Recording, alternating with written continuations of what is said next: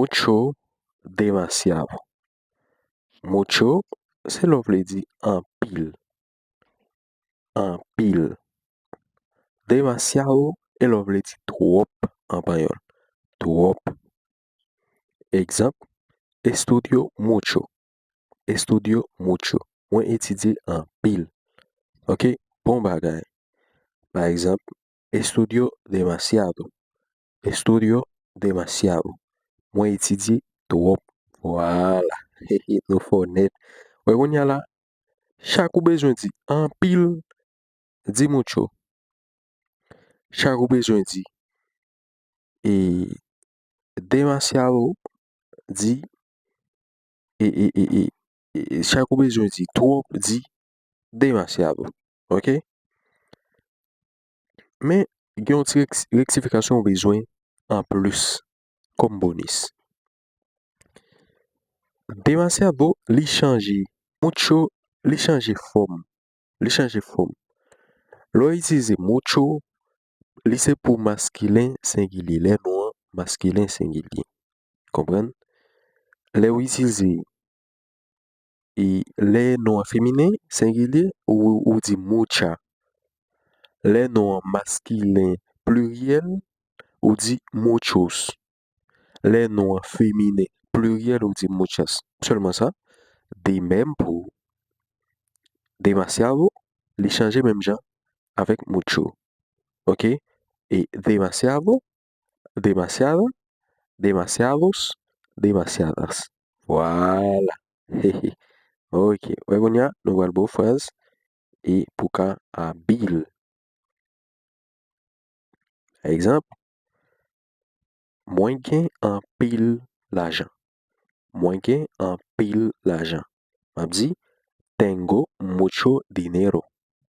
Tengo mucho dinero. Gain en pile trafic. Gain en pile trafic jodi. Gain en pile trafic jodi. En pile blocus. M'a dit, hay mucho tráfico hoy. Hay mucho tráfico hoy. Voilà. Moi étudier en pile. De où je dis en pile, moi étudier en pile, m'a dit estudio mucho. Estudio mucho. Moi remets en pile. Moi remets en pile. M'a dit te quiero mucho. Te quiero mucho. Voilà. Nous travaillons en pile. Nous travaillons en pile. M'a dit nosotros, ou bien, je ne vais pas mettre nosotros, m'a dit trabajamos mucho. Trabajamos mucho. Qui veut dire nous travaillons en pile. Li fait en pile chalet. Li fait en pile chalet. M'a dit hace mucho calor. Hace mucho calor. Li fait en pile chalet. Moi gen en pile zami. Moi gen en pile zami. M'a dit tengo muchos amigos. Tengo muchos amigos. Moi gen en pile zami, plusieurs amis, OK? Là, m'a dit muchos. Tengo muchos amigos. Voilà. Li manger en pile. Li manger en pile. M'a dit ella come mucho. Ella come mucho. Nous te dormi en pile hier. Nous te dormi en pile hier.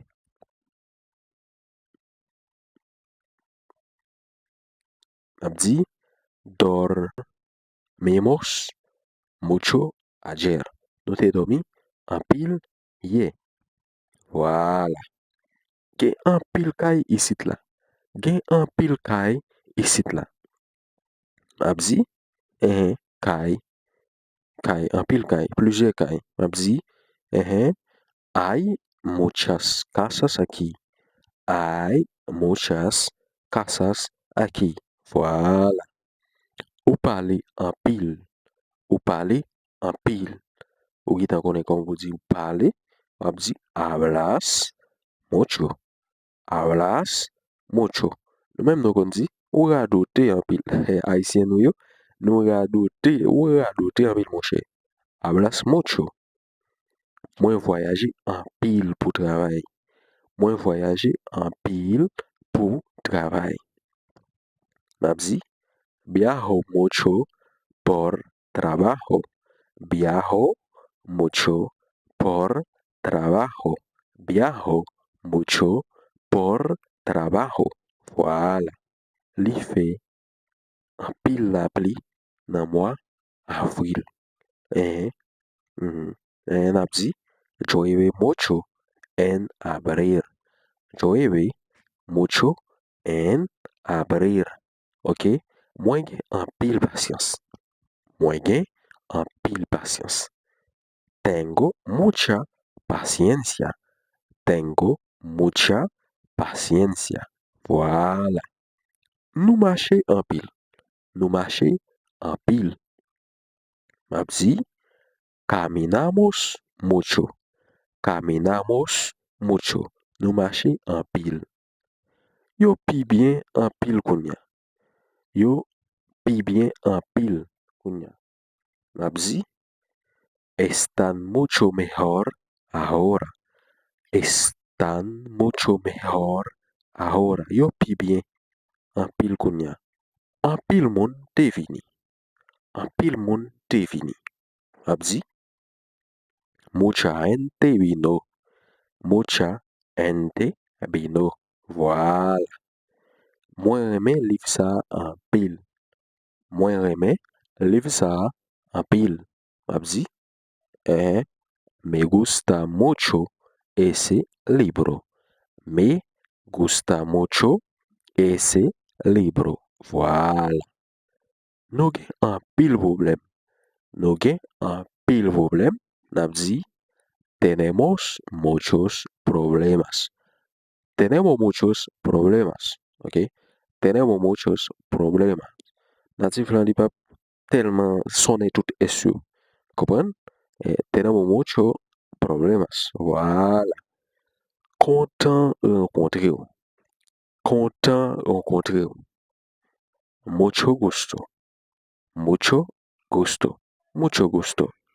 C'est son expression. Moi couri en pile le matin. Moi couri en pile le matin. M'a dit verbe correr. Moi couri m'a dit corro mucho en la mañana. Corro mucho en la mañana. Voilà. Quand vous dit, moi penser en pile là où. Moi penser en pile là où. M'a dit pienso mucho en ti. Pienso mucho en ti. Voilà. Li te acheté en pile bagay. Li te acheté en pile bagay. En pile bagay.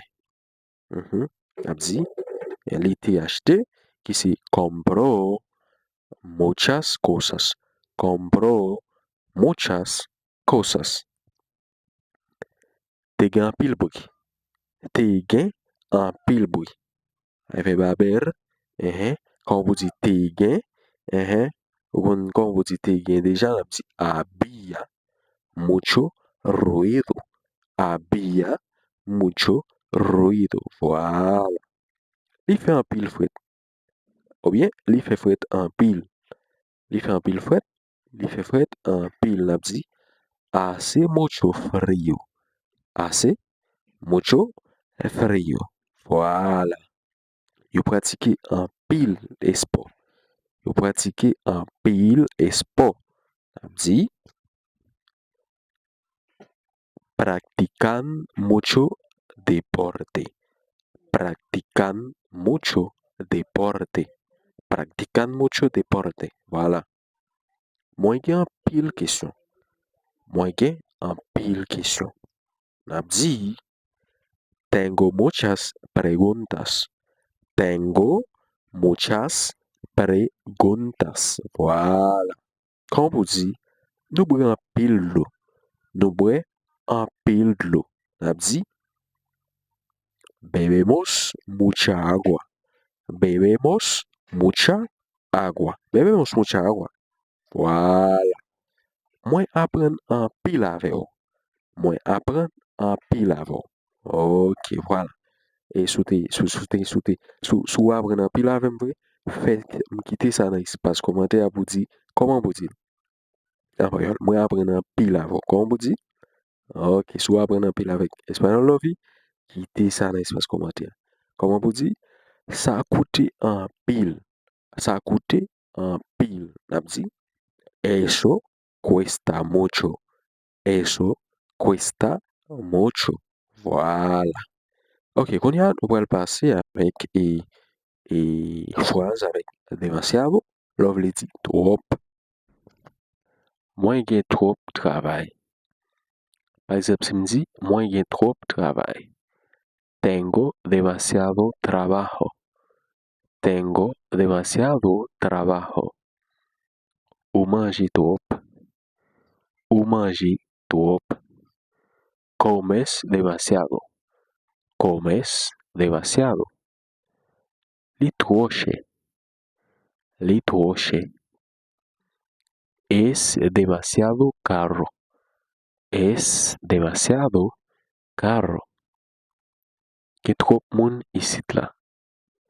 Gen trop moun ici là.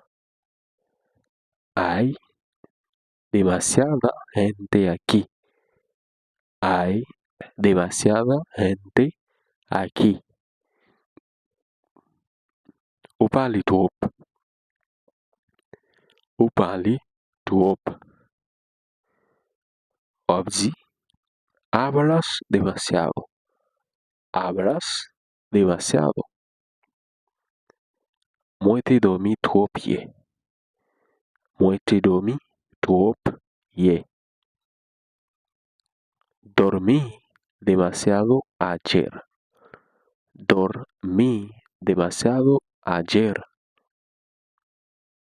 Litroche. On vous dit ça? Está demasiado caliente. Está demasiado caliente. Quand on vous dit, moi j'ai trop de problèmes. Moi j'ai trop de problèmes. Abdi, tengo demasiados problemas. Tengo demasiados problemas. Quand on vous dit, you travaille trop. You travaille trop. So te dit, yo travaille, ok? Trabajan demasiado. Trabajan demasiado. Voilà. Quand on vous dit, li trop difficile. Li trop difficile. Ok? On va dire trop difficile. Bon, sauf le cas dit, li trop difficile, mais c'est trop difficile. On dit, es demasiado difícil. Es demasiado difícil. Li trop difficile. Ok. Ou dépenser trop l'argent. Ou dépenser trop l'argent. Ok? Pour dire ou dépenser, on dit gastas demasiado dinero. Gastas demasiado dinero. Voilà. Et quand on vous dit, gain trop bris. Gain trop bris. Gain trop bris. On vous dit ça? Bris qui c'est ruido. Gain trop bris. Verbe haber qui c'est hay demasiado ruido. Voilà. Hay demasiado ruido. Quand vous dit, ou boire trop café. Ou boire trop café. Ok? Qui se fait beber. Présent indicatif. Ou, on dit bebes. Ok? Bebes demasiado café. Bebes demasiado café. Voilà. Quand vous dit, li trota. Li trota.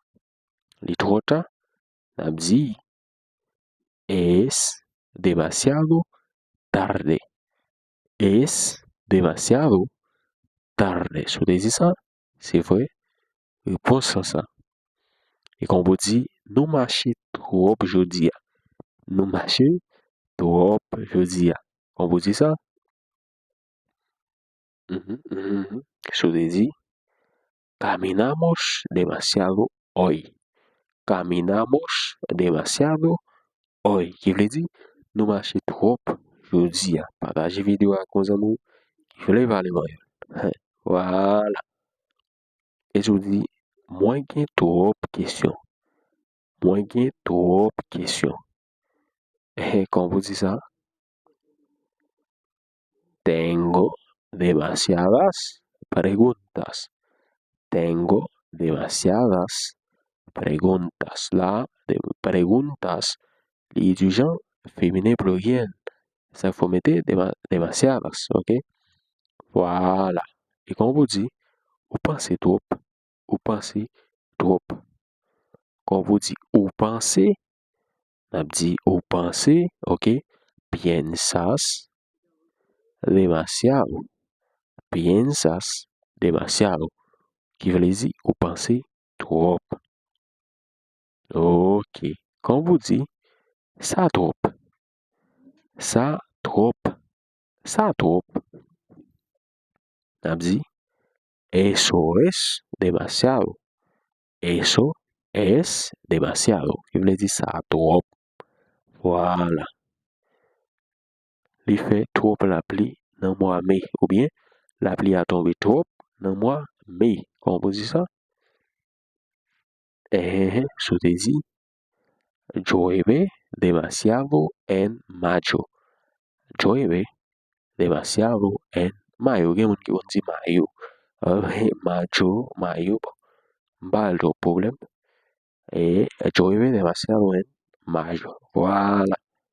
Et comme vous dites, vous t'es acheté trop bagaille, petit. Vous t'es acheté trop bagaille. Quand vous dites ça, vous t'es acheté, on a dit, oui, compraste, la deuxième personne a dit, compraste demasiadas cosas. Compraste demasiadas cosas. Qui veut dire, vous t'es acheté trop bagaille. Tu m'as regardé dans la machine, là, acheté, tombé l'acheter. Ah bien, pour te dire, vous t'es acheté trop bagaille, on dit, compraste demasiadas cosas. Voilà.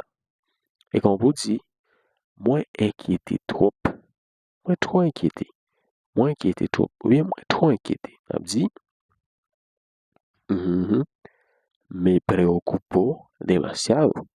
Me preocupo demasiado. Voilà. Et quand vous dites, trop petit, li trop petit. Li trop petit, on dit, es demasiado pequeño. Es demasiado pequeño. Voilà. Et puis, comment vous dites qu'on y a?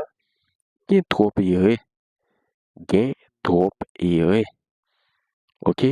Pour dire gain, c'est pas ou gain, c'est pas les gain là, on dit gain. Ok? Là, on a utilisé le verbe haber. Ok? Gain, bon, quitter ça dans l'espace commentaire pour faire le pourquoi. Quitter ça dans l'espace commentaire, faire le pourquoi. Gain. Ma bay pour. Gain trop ere. Quand vous dites, moi, tu travailles trop semaines ça. Moi, tu travailles trop semaines ça. On dit, trabajé demasiado esta semana. Trabajé demasiado esta semana. Qui veut dire, moi, tu travailles trop semaine ça.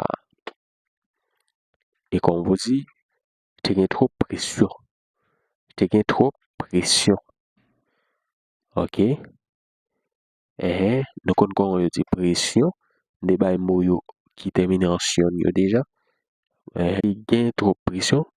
M'a quitté ça comme devant encore. Pour moi, si nous regardons vidéo, m'a quitté ça comme devant. Il y a trop pression. Quitter ça comme devant. Ok? Li trop important. Li trop important. Li trop important. On dit es demasiado importante. Es demasiado importante. Ok. Et comme vous dites, ou trop sérieux, man. Ou trop sérieux. Ou trop sérieux. Abdi. Estás demasiado serio. Serio. C'est pas sérieux. C'est sérieux. Sérieux. Estás demasiado serio. Voilà. Ok? Oui, dormi en âge ma pile. Regardez ça. Moi, j'ai trop dormi, mais haïtien yo plus dit dormi en âge ma pile. Ok? N'a dit tengo demasiado sueño. Tengo demasiado sueño. Voilà. Yo parle trop vite. Yo parle trop vite. N'a dit hablan demasiado rápido. Hablan demasiado rápido. Et quand on vous dit, ça coûte trop, ça coûte trop. Ça coûte trop, on dit, ok, ça te dit, eso cuesta demasiado. Eso cuesta demasiado. Voilà. Donc, là. Je te remercie ça fait là. Pas jamais oublier quitter un like. Le fin regarder vidéo, pas jamais oublier faire ça. Pour l'autre ami nous capable voir vidéo. Il partage vidéo avec l'autre ami qui veut lui parler par l'autre ami. Et je peux te abonner. Abonner avec la chaîne là. Bien aller. Tourner encore pour l'autre. Puis belle vidéo. Bye bye.